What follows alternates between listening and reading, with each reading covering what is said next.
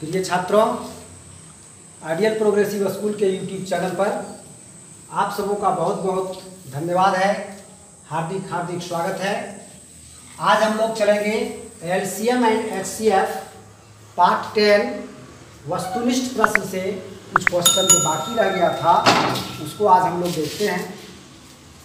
सबसे पहले question number 16 में देखिए आप, ये दिया हुआ है 3 स्क्वायर 5 क्यूब इंटू 7 और 2 क्यूब 5 का पावर 4 और 7 क्यूब और 3 पर पावर 7 5 क्यूब एंड 5 इंटू 5 का लघुत्तम समापवर्त क्या है। इसका एलसीएम निकालना है। तो एलसीएम में क्या होना है, एलसीएम में अधिकतम बार किसका अभाज्य गुणनखंड है वो। जैसे हम लोग चलते हैं, मान लीजिए 2 सबसे छोटा है इसमें से, तो 2 हम देखते हैं, तब 2 अधिकतम बार किसमें है।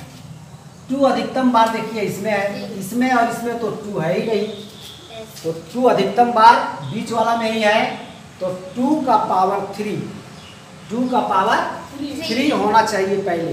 तो किसमें है 2 का पावर 3, देखिए इसमें तो 5 है इसलिए इसमें है, देखिए ठीक है, तो इसमें मिल रहा है आपका। और सब मिला के देख लेंगे। उसके बाद 3 अधिकतम किसमें है, 3 का पावर अधिक से अधिक किसमें है, इस पर है 3 का पावर 2, इसमें है, इसमें नहीं है, इसमें है 3 का पावर 7, तो 3 का पावर 7 नहीं है इसमें।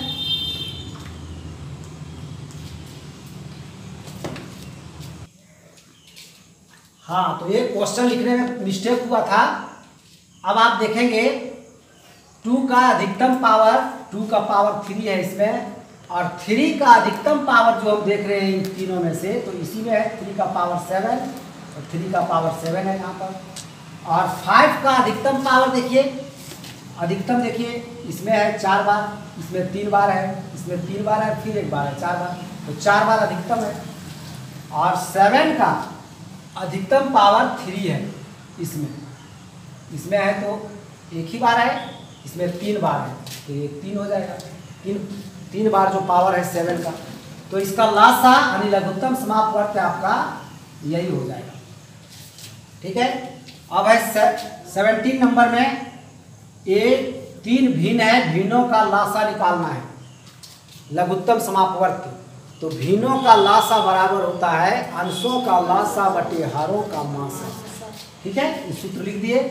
उसके बाद अंशों का लासा निकाले, 3 और 5 का लासा होगा 15, और 5, 7 और 8 का मासा होगा 1, तो 15/1 यानी 15 इसका आंसर हो गया। यानी जब हर में 1 रहे तो उसको नहीं लिखा जाता है, जब किसी भिन्न के हर में 1 रहे तो उसको नहीं लिखा जाता है। यानी 15/1 को हम 15 भी लिख सकते हैं, लेकिन 1/15 अगर रहता तब, अगर ऊपर में यानी अंश में अगर 1 है तब आप उसको नहीं हटा सकते हैं। ये मत सोचिएगा इस 1 का कोई वैल्यू नहीं है भिन्न में, अगर अंश में 1 है तो उसका वैल्यू बहुत है, और हर में तो नहीं है, ध्यान रखिएगा इस बात को। 18 में है, यही सब भिन्न है, इन तीनों भिन्नों का मासा निकालना है। इसमें लासा निकाले, इसमें मासा निकालना है। तो भिन्नों का मासा बराबर अंशों का मासा बटे हरों का लासा। यहाँ पर अंशों का मासा निकाले, 3 और 5 का मासा निकल गया 1, और 5, 7 और 8 का लासा निकला 280, तो 1/280 हो गया। अब इसको अगर कहेंगे कि 280 लिख देंगे तो गलत हो जाएगा, क्योंकि अंश में 1 आ रहा है, इसलिए 1/280। 19 में है, वह बड़ी से बड़ी संख्या क्या होगी जिससे 62, 132 तथा 237 को भाग करने पर प्रत्येक दशा में समान शेष बचे। समान शेष बचने वाला आप कई क्वेश्चन इसके पहले वाले पार्ट में सॉल्व कर चुके हैं। इसमें हम लोग 3 संख्याएं दी हुई हैं, तीनों संख्याओं में एक दूसरे से अंतर ज्ञात करते हैं। जहाँ तक संभव हो सके। जैसे 62 में से इन दोनों को हम माइनस नहीं कर सकते हैं, ठीक है, तो वो नहीं करेंगे। 132 में 62 को माइनस किए तो आ गया आपका 70। फिर 132 से और किसी को माइनस नहीं कर सकते हैं, इसको नहीं कर सकते हैं, इसको किए। 237 से दोनों को माइनस कर सकते हैं, पहले 132 को माइनस किए तो आ गया 105, और 237 में से 62 को माइनस किए तो आ गया आपका 175। अब अभिष्ट संख्या जो होगी वो 70, 105 और 175 का मासा होगा, ठीक है। इन तीनों का मासा ज्ञात कर देंगे तो आपका सही आंसर आ जाएगा। तो तीनों का मासा देखिए ज्ञात किए, 70, 105 और 175 का मासा बराबर होता है 35। आप इसको रफ में ज्ञात करके देखिएगा, तीनों का मासा तो 35 निकलेगा। तो इसलिए अभिष्ट संख्या बराबर 35 ही इसका आंसर होगा। नेक्स्ट क्वेश्चन है टाइल वाला। एक कमरा की लंबाई और चौड़ाई दी हुई है। लंबाई है 15 मीटर 17 सेमी, इसको हम लोग सेमी में चेंज किए तो आ गया 1517 सेमी। चौड़ाई है 9 मीटर 2 सेमी, सेमी में आया 902 सेमी। इसमें पूछा गया है कि वर्गाकार टाइल लगाना है इस फर्श में, तो कम से कम कितनी टाइल लगेगी। तो एक क्वेश्चन पहले भी बनाए थे, कम से कम टाइल लगाना है तो बड़ा से बड़ा टाइल लगाना होगा। तो सबसे पहले हमको ये ज्ञात कर लेना पड़ेगा कि इस कमरे के फर्श में अधिक से अधिक कितना बड़ा वर्गाकार टाइल लगाया जा सकता है, ठीक है। कितना बड़ा वर्गाकार टाइल अधिक से अधिक लगाया जा सकता है, और इसके लिए आपको इसकी लंबाई और चौड़ाई का मासा ज्ञात करना पड़ेगा। तो 1517 सेमी तथा 902 सेमी का मासा बराबर आ गया 41 सेमी। यानी यही यहाँ पर लिखा हुआ है कि अर्थात एक वर्गाकार टाइल की भुजा की अधिकतम लंबाई बराबर 41 सेमी। यानी उस कमरे के फर्श में अधिक से अधिक 41 सेमी भुजा वाला ही वर्गाकार टाइल लगाया जा सकता है। अधिक से अधिक इतना ही मतलब लंबाई वाला, इससे ज़्यादा लंबाई वाला नहीं लग पाएगा। कम से कम टाइल लगाना है, इसलिए अधिक से अधिक बड़ा वर्गाकार टाइल लगाना होगा, ठीक है। तो अब है टाइलों की संख्या निकालना हमको, कितना टाइल लगेगा कम से कम। तो कम से कम टाइलों की संख्या बराबर फर्श का क्षेत्रफल बटा एक टाइल का क्षेत्रफल। ये सूत्र यहाँ पर हम लिखे हैं, ठीक है। तो फर्श का क्षेत्रफल कैसे निकलेगा, लंबाई गुने चौड़ाई, यानी 1517 गुने 902, और एक वर्गाकार टाइल का क्षेत्रफल कैसे निकलेगा, तो भुजा स्क्वायर, उसकी लंबाई स्क्वायर, यानी 41 गुने 41। अब इसको हम काटे तो ये 37 बार में कटा, ये 22 बार में कटा, और ये दोनों को मल्टीप्लाई किए तो 814 आया इसका आंसर। यानी 814 टाइल्स उसमें लगेगा कम से कम। अधिक से अधिक जितना लग सकता है, अगर छोटा छोटा टाइल लगाएंगे तो बहुत ज़्यादा लगेगा क्या। लेकिन यहाँ पर केवल लिख देता कि कितना टाइल लगेगा, तब तो फिर सबका आंसर अलग अलग आता।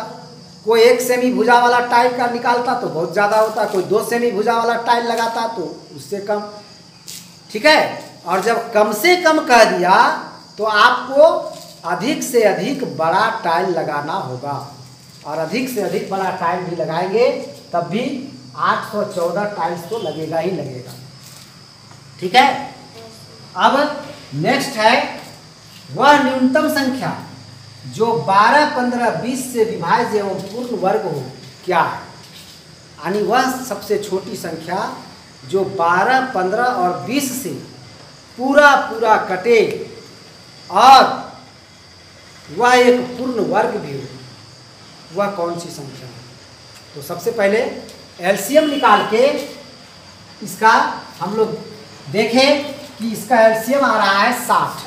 12, 15, 20 का एलसीएम 60 निकला, जो कि एक पूर्ण वर्ग नहीं है।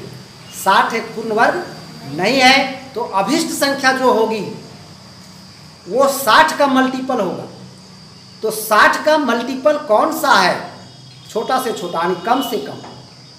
अब यहाँ पर क्वेश्चन बन गया कि 60 का छोटा से छोटा मल्टीपल कौन सा है जो पूर्ण वर्ग हो।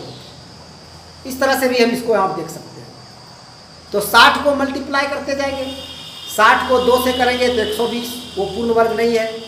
3 से करेंगे तो 180, वो भी पूर्ण वर्ग नहीं है। 4 से करते हैं मल्टीप्लाई तो 240, वो भी पूर्ण वर्ग नहीं है। 5 से करते हैं तो 300, वो भी एक पूर्ण वर्ग नहीं है। ठीक है। 6 से करते हैं वो भी नहीं है। 7 से करेंगे वो भी नहीं पूर्ण वर्ग आएगा। 8 से मल्टीप्लाई करेंगे वो भी नहीं आएगा। 9 से मल्टीप्लाई करेंगे वो भी नहीं आएगा। ठीक है। तो कितना से करेंगे? 10 से करेंगे वो भी नहीं आएगा। 15 से मल्टीप्लाई करोगे जब 60 को, तब आएगा 900, और वह एक पूर्ण वर्ग होगा। ठीक है। तो पूर्ण वर्ग वही होगा, और वही इसका आंसर होगा 900, क्योंकि इन सबों से, इन तीनों से विभाज्य होने वाली सबसे छोटी संख्या 60 है। तो सबसे छोटी वर्ग संख्या जो होगी वो 60 का मल्टीपल ही होगी। ठीक है। लेकिन हम उस तरह से ज्ञात नहीं करके दूसरा तरीका देखिए क्या करते हैं। दूसरा है कि 60 का अभाज्य गुणनखंड निकाल लीजिए। 60 का अभाज्य गुणनखंड हो गया आपका 2 गुने 2 गुने 3 गुने 5। पूर्ण वर्ग संख्या वही होती है जिसके अभाज्य गुणनखंडों में से प्रत्येक का जोड़ा लग जाए। अब यहाँ देख रहे हैं केवल जोड़ा लग रहा है 2 का, और 3 का जोड़ा और 5 का नहीं है। ठीक है। इसलिए 3 का एक जोड़ा देंगे, एक 5 का जोड़ा देंगे, यानी 3 और 5 से मल्टीप्लाई करेंगे। पहले 3 से फिर 5 से, तो कितना आ जाएगा? 15 से। अभी हम लोग उधर से भी देख रहे थे तो 15 से करना पड़ रहा था। 60 को 15 से किए थे तो 900 आया था। यहाँ भी देखिए वही हाल है। 3 का जोड़ा देने के लिए 3 से मल्टीप्लाई करना होगा, और 5 का जोड़ा देने के लिए 5 से मल्टीप्लाई करना होगा। पहले देखेंगे कि इसका 2 का तो जोड़ा मिल गया, इसका टेंशन नहीं है। ठीक है। तो इसलिए अब यहाँ इतना ज्ञात करने के बाद आपको पता चल रहा है कि एक 3 का जोड़ा घट रहा है और एक 5 का जोड़ा घट रहा है। इसलिए हम 60 को 3 से मल्टीप्लाई कर देंगे और 5 से मल्टीप्लाई कर देंगे। जितना आएगा वही होगा इसका अभिष्ट संख्या। ठीक है। तो इसीलिए यहाँ पर हम लिखेंगे, इसलिए अभिष्ट संख्या बराबर 60 गुने 3 गुने 5, यानी 900 इसका आंसर है। नेक्स्ट है, वह छोटी से छोटी संख्या क्या है जिसमें से यदि 11 घटा दें तो शेषफल इतना इतना से पूर्णतः विभाजित हो जाता है। तो सबसे पहले इसका लासा निकाल लेंगे, उसमें 11 जोड़ देंगे, क्योंकि जो लासा ज्ञात किए वो इन सबसे विभाजित होने वाली सबसे छोटी संख्या है 3360, और 11 उसमें बढ़ा देंगे ताकि 11 घटाने पर उन सबसे विभाजित हो। ठीक है। इसलिए 3371। नेक्स्ट है 23 नंबर क्वेश्चन कि दो संख्याओं का लासा उनके मासा से 45 गुना है, यानी जितना लासा है उसका 45 गुना, जितना मासा है उसका 45 गुना है लासा। समझे? अगर मासा 1 है तो लासा है 45, मासा अगर 2 है तो लासा है 90। 45 से गुना करना है उसको। ठीक है। यही कह रहा है इसमें, लासा उनके मासा से 45 गुना है, और उनमें से एक संख्या 125 है। दो संख्याओं में से एक संख्या दिया हुआ है 125, और मासा लासा नहीं दिया हुआ है। अगर दिया रहता तब तो तुरंत ज्ञात कर देते। क्या?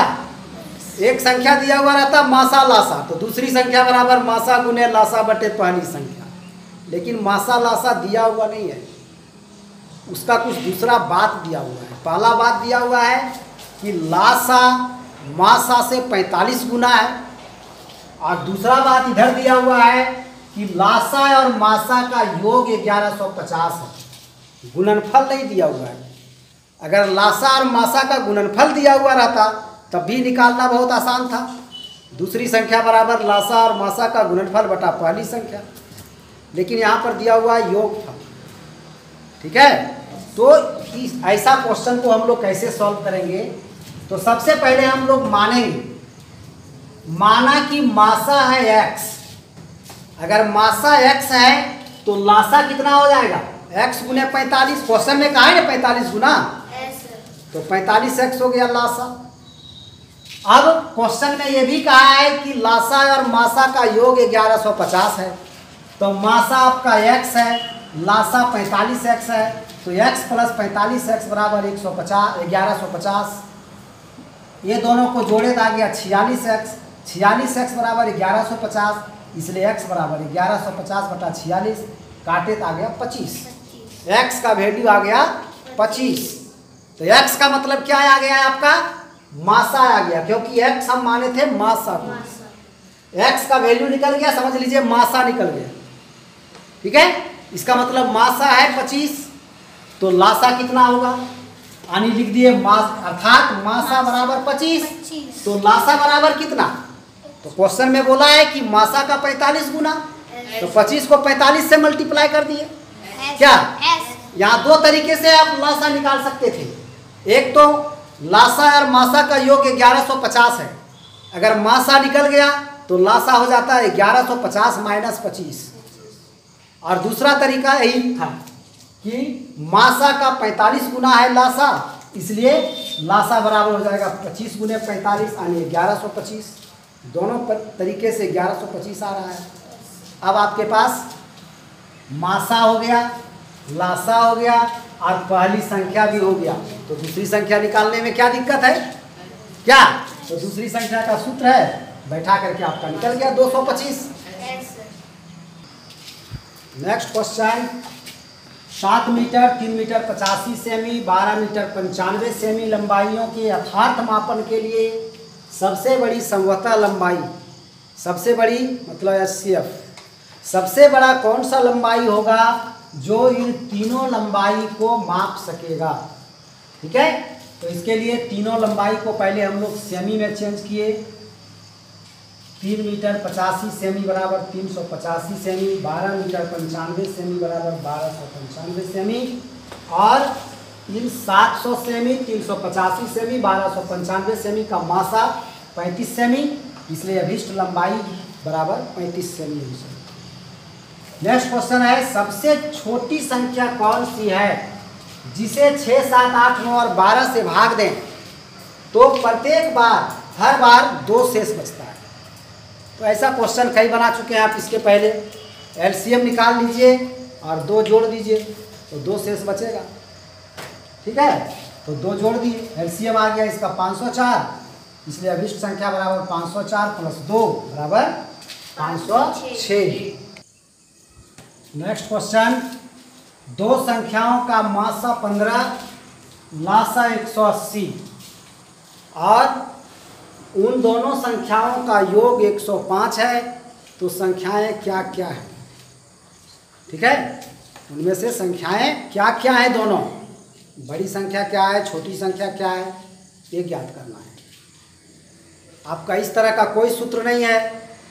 अगर लासा मासा दिया रहता, एक संख्या दी रहती तो दूसरी निकल जाता। ठीक, तो हम लोग पहले मानते हैं कि माना बड़ी संख्या x है और छोटी संख्या y है, 2 संख्याएं हैं। अब क्वेश्चन में क्या क्या दिया हुआ है उसके अनुसार हम लोग पहले लिखते हैं। क्वेश्चन में दिया हुआ है कि उनका योग 105 है, तो प्रश्न से हम सबसे पहले लिख सकते हैं कि x प्लस वाई बराबर 105। ये पहला बात है, क्वेश्चन का पहला बात कि x और y का योग 105 है। दूसरा बात दिया हुआ है कि लासा मासा 15 और लासा 180 है, तो हम उस आधार पर लिख दिए x गुने वाई बराबर 15 गुने 180। तो क्यों लिखे? x तो दिया हुआ है, पहली संख्या और दूसरी संख्या तो नहीं दिया हुआ है, x और y तो दिया नहीं है, तो फिर हम x गुने वाई क्यों लिख दिए यहाँ पर? इस पर सोचिए। इसलिए लिखे क्योंकि मासा गुने लासा बराबर होता है पहली संख्या गुने दूसरी संख्या, तो जितना मासा और लासा को गुना करने पर होगा उतना ही पहली संख्या और दूसरी संख्या को भी गुना करने पर होगा। ठीक है, तो वही बात है, जब एक संख्या x है एक संख्या y है तो एक संख्या और दो संख्या दूसरी पहली संख्या और दूसरी संख्या को मल्टीप्लाई करने पर उतना ही होगा जितना उनका मासा और लासा को मल्टीप्लाई करने पर होगा। ठीक है, इसलिए हम लिख दिए कि x गुने वाई बराबर 2700। 15 गुने 180 को किए तो 2700 आया। दो बात आ गया। अब हम एक सूत्र पर इसको सेट करते हैं। सूत्र है x माइनस वाई का होल स्क्वायर बराबर होता है x प्लस वाई का होल स्क्वायर माइनस 4xy। अब इसलिए क्योंकि हमारे पास x प्लस वाई है और xy भी है, यहाँ पर सेट करना पड़ेगा दिमाग में आपको कि कौन सा सूत्र यहाँ आएगा। xy का वैल्यू दिया हुआ है 2700, देख रहे हो। x इंटू वाई को xy भी कहते हैं कि नहीं कहते हैं? तो xy का वैल्यू 2700 है और x प्लस वाई का वैल्यू 105 है। इसलिए हम इस सूत्र पर इसको तोड़े हैं। x माइनस वाई का होल स्क्वायर बराबर इतना। अब आगे जो है तो वैल्यू बैठा दिए।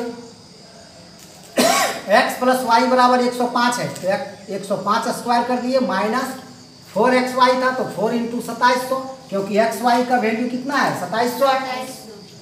अब आगे बढ़े तो इसका जब स्क्वायर किए तो आ गया 11,025 और इसको गुना किए 4 से 2700 को तो आ गया 10,800।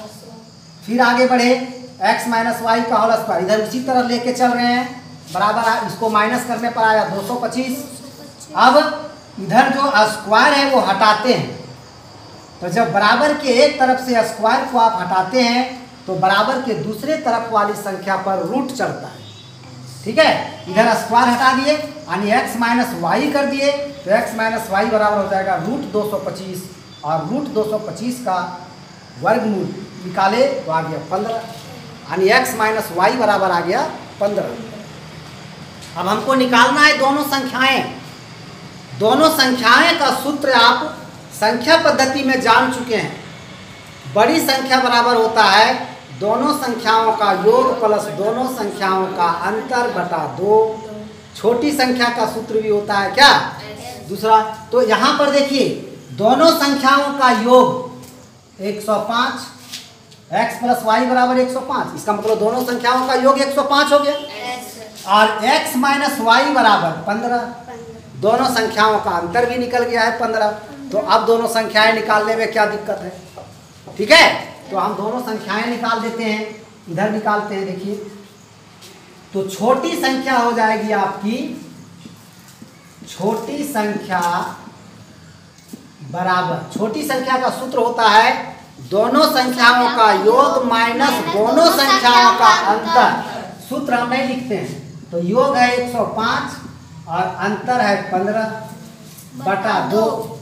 ठीक है, 105 में 15 को माइनस किया तो आ गया 90, 90 बटा 2 बराबर 45। ये आपका छोटी संख्या निकल गई 45। बड़ी संख्या बराबर होता है, बड़ी संख्या बराबर दोनों संख्याओं का योग प्लस दोनों संख्याओं का अंतर बटा 2। ठीक है, सूत्र में लिखते हैं 105 प्लस 15 बटा 2 यानी 120 बटा 2। इसको काटे तो आ गया 60। तो दोनों संख्याएं ज्ञात हो गई। ठीक है, 45 और 60, इसलिए संख्याएं बराबर 45 और 60। आंसर हो गया दोनों। ठीक है, अब 45 और 60 का जोग 105 होता भी है और मासा 15, लासा 180, ये सारा का सारा हो जाता है। ठीक है, तो इसी के साथ आज का वीडियो यहाँ पर स्थगित होता है आपका, और आप देखते रहिए। रोज का वीडियो देखना बहुत ज़रूरी है। आज था आपका पार्ट 10 और आपका ये LCM SCF का चैप्टर आज यहाँ पर समाप्त हो रहा है। अब नेक्स्ट डे से आपको अगला चैप्टर बताया जाएगा। धन्यवाद।